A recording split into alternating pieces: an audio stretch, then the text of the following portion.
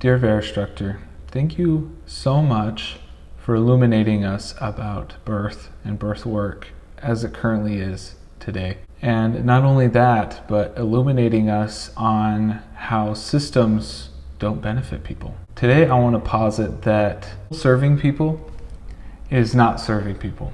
And what do I mean by that? What I mean is that reality is, as I discussed in the last video, is a membrane. But it's more than that, it's a river, because it travels through space and time. It's not only a river, it's a bunch of intersecting rivers, because we all shape reality to some degree.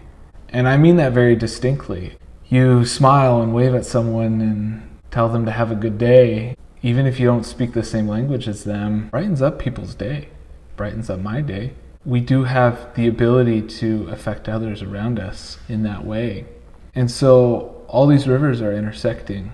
And that's why it's so important that we have dreams, that we have emotions, that we have this pull towards reality that isn't conscious. That's our tether to reality, is dreams, emotions, what we're needing in a particular time and place. And it's not precise. And it changes all the time. And on the one hand, our tendency as humans is to want to placate that, is wanting to determine it. And that's where we get into over-determination. There's too many variables involved, and trying to break it down into variables is the wrong process. And so at any given point in time, our emotions and our dreams and our imagination, that feeling in our guts, is our tether to what reality actually is. When we're trying to put too many variables on it, we're trying to control it too much. And that's what people want. People want to control the situation. But it's a river.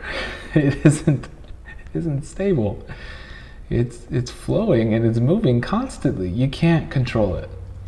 The only thing you can do is let it be what it is. You control your own river. You and I have tried to stray away from the idea of determinism, but there's something a little bit true to that as well, that we can't choose the precise environment that we exist in at any given point in time. I mean, us of all people should know that you have a lot of power over that. We got tons of plants in our home.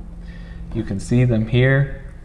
You, dear Verastructor, can see the many plants and how they're beautiful and wonderful. So we can control our environment a lot more than we think we can, but not completely.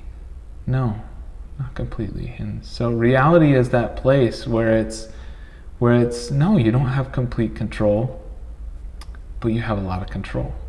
Once you see it, you can't unsee it for what it is. But it's this place where you're happy because you let it be. But you got to start with reality. You can't start with zero.